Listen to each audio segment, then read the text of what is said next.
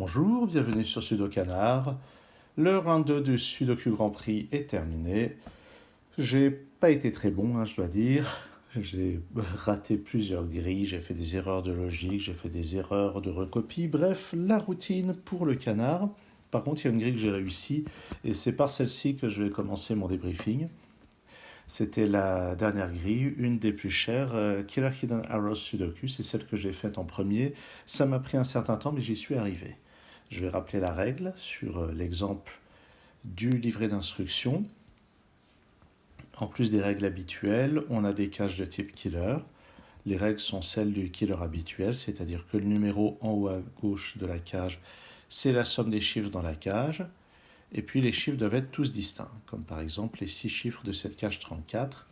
Par ailleurs, il y a quelque part un cercle qui couvre une ou deux cases, et ce cercle nous donne un nombre à un ou deux chiffres qui est la somme des chiffres le long de la flèche. Voilà. Et lors de mes séances de préparation, j'avais mis au point cette liste de traduction. Si la somme de la cage killer est celle-ci, alors la somme qui est dans le cercle est celle-là. Et voici les décompositions envisageables pour les autres chiffres. Et je veux dire que ça m'a bien servi sur la grille que voici, la grille extraite du Grand Prix. Voilà, j'ai rappelé la règle ici. Ça m'a permis d'assez vite remplir les cages killer qui forment GP comme Grand Prix. Et par contre, la fin m'a pris un temps fou. Toute la partie Sudoku standard m'a pris vraiment un temps fou. Alors regardons, déjà, 18, c'est forcément 9 la somme, et grâce à ce chiffre 9, on peut déjà placer un 9 ici. Pour 14, c'est 7, donc on va avoir un 7 dans une de ces deux cases, Et puis ici, il y a trois décompositions possibles pour le 18. C'est 1, 2, 6, 2, 3, 4, 1, 3, 5, bien connu des habitués du killer et du calcul. De même ici, il y a un 7. Et on sait déjà que la somme des deux autres chiffres, qui vaut 7, n'utilise pas le 6, donc ça sera 3, 4 ou bien 2, 5. Ici, ce 16, c'est avec un 8. Et les sommes envisageables sont classiquement 1, 3, 4, 1, 2, 5. Pour le 23, regardons, 23, c'est 16. Donc on va avoir 16 comme ça ou comme ça, mais à cause de ce 6, on ne peut pas avoir 16 comme ça, il est donc ainsi. Et nous voici déjà avec deux chiffres dans cette grille. Et la somme des trois chiffres ici vaut 16, il y a quand même pas mal de possibilités. Alors regardons. Non, c'était 23. Oui, il y a 4 possibilités ici. 2, 5, 9, 3, 4, 9, 3, 5, 8, 4, 5, 7. Donc on verra plus tard. Ça n'a pas l'air trop direct. Cette cage 30, la somme vaut 24. Donc 24 ici ou là.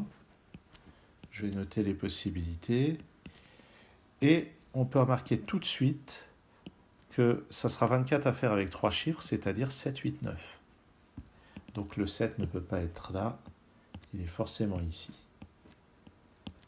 Et on sait donc qu'on aura 7, 8 et 9, 2, 4, 7, 8, 9 avec ce 1. Ça veut dire qu'il reste 3, 5 et 6 sur cette colonne. Le 6 nous donne ici 3 ou 5. Et puis 3, 5, 6 ici, 3, 5, 6 ici, et 4, 2, 1 là pour compléter à 7. Puisque le 7 ici est la somme des deux autres.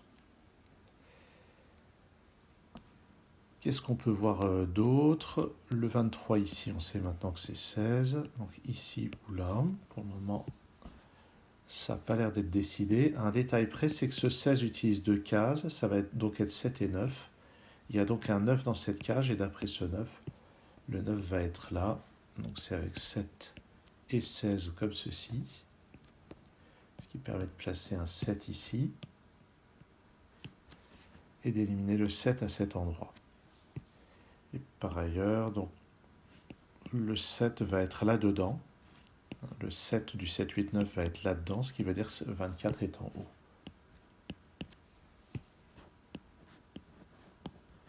Et on a donc 7, 8, 9 comme possibilité là-dedans. Et à son tour, ce 7 et celui-ci, à vrai dire, empêchent cette possibilité. Et on voit que la décomposition ici va être liée à celle-là. Si là on a un 3, ça nous fait 2 et 5. Si là on a un 5, ça nous fait 3 et 4. Ce 19, c'est donc la seule cage qu'on n'a pas encore regardée. 19, c'est 14. Et d'après le 1 qui est là, le 14 est fait comme ceci.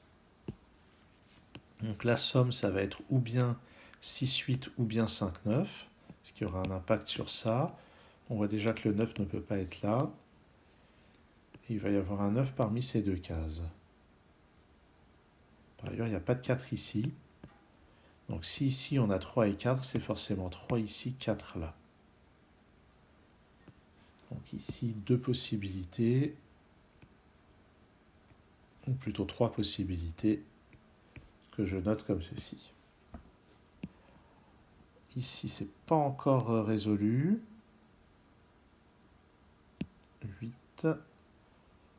8 en 3 chiffres, mais notons que ce 1, on sait qu'il y a un 1 dans la décomposition du 8, donc les 3 chiffres ne seront pas ici, ce qui veut dire que le 1 va être là, et le 8 ici.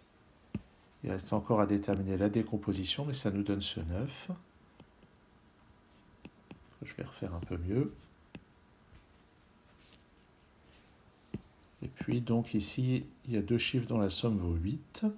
Donc 8, deux chiffres dont la somme vaut 7. Et notons que sur cette ligne, donc il ne peut pas y avoir de 7 ici, ni là, ni là, j'ai un 7 ici.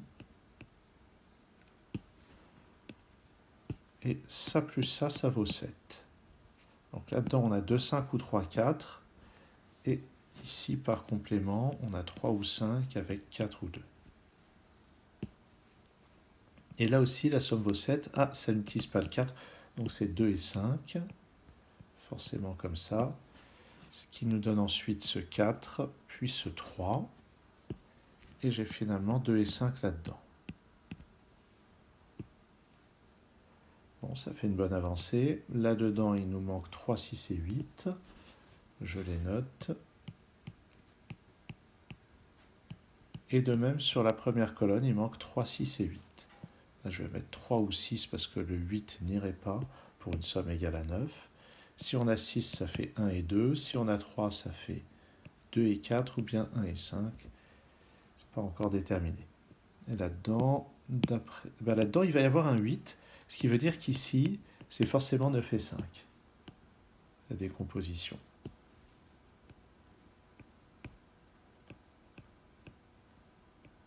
Oups. Et puisqu'on a le 4 et le 5, ici, ça ne peut plus être que 2 ou 3. Jumelé avec 5 ou 4. Et ce 6 n'est pas là.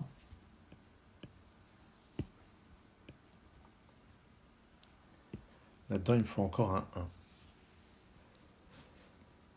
Où est-ce qu'on va regarder maintenant? Là-dedans, il y a un 9. On doit arriver à 16 sur ces trois chiffres. Donc, il y a 9 et deux chiffres dont la somme vaut 7. On voit qu'il y a beaucoup de... une grande thématique sur le 7. Donc, 9 ici ou là. Et ça ne peut pas être avec 2 et 5, puisque cette case ne peut pas être 2 ni 5. Donc, c'est avec 3 et 4.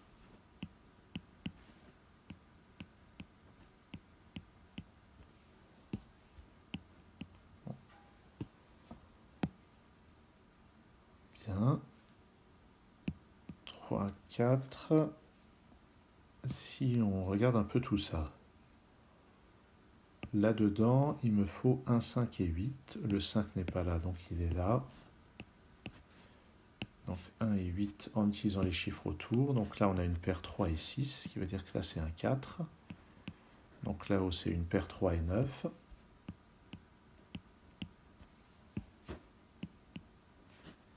Et puis, on a un 8 à cet endroit. On peut compléter ces deux lignes, 7 et 9 comme ceci, ce qui donne ce 3 et ce 9. Et puis 6 là. Et le dernier chiffre, j'ai toujours beaucoup de mal à trouver quel est le dernier chiffre d'une ligne ou d'une colonne donnée. Et ça ne m'empêche pas de faire des erreurs, d'y passer autant de temps. Regardons cette colonne. Il nous manque 2, 3, 5 et 4. Donc 2, 4, 5 ici.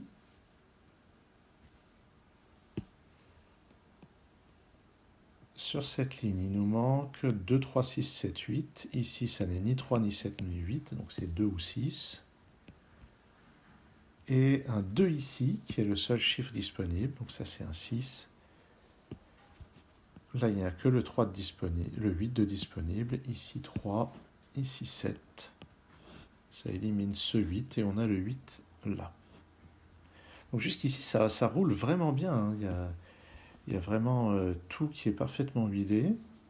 Et ça paraît même surprenant à ce stade que la grille soit aussi chère. Le 9 n'est pas là, il va être là-dedans. Si on regarde un peu là-dedans, dans cette colonne, il nous manque 1, 4, 5 et 9. Donc ici, c'est 1, 4 ou 5. Et sur cette ligne, le 7 ne peut être que là, puisqu'il ne fait pas partie de la cage 18. Et il nous faut aussi un 8 sur cette ligne. Il ne peut être que là, à cause de lui, et il ne peut pas en avoir là-dedans. Dans cette colonne, il me manque un 7, il ne peut être que là. Et tout en haut, ça va donc être 2 ou 5. Ici, 1, 4, 5 et 9.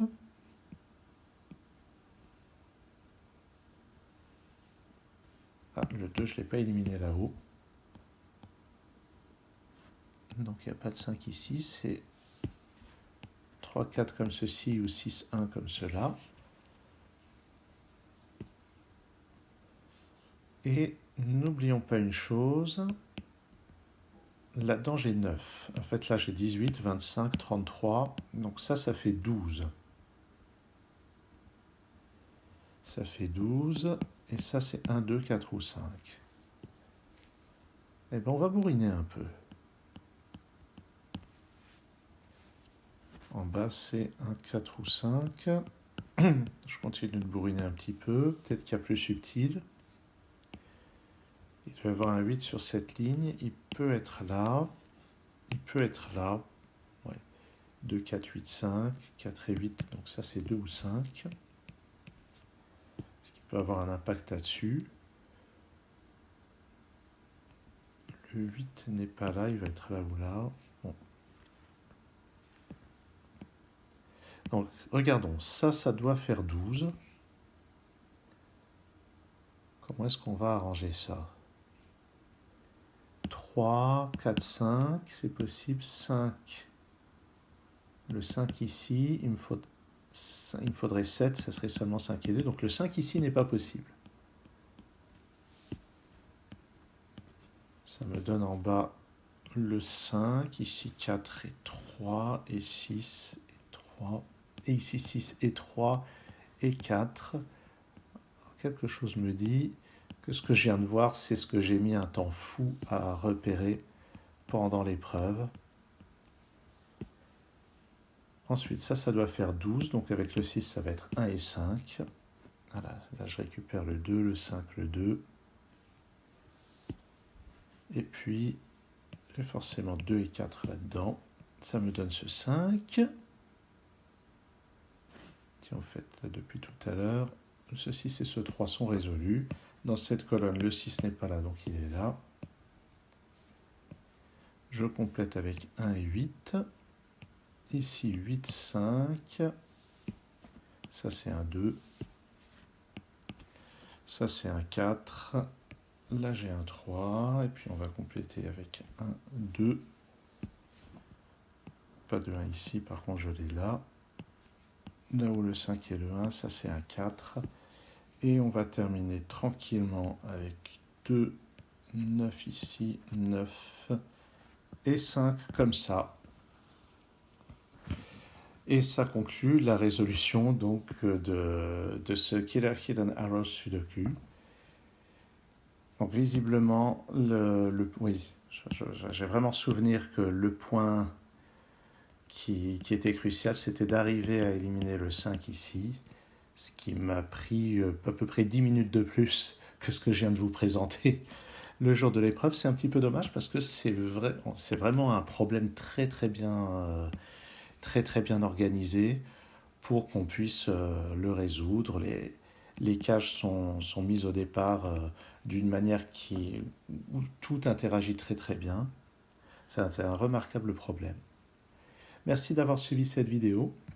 À très bientôt pour la suite de ce débriefing sur Sudokanar.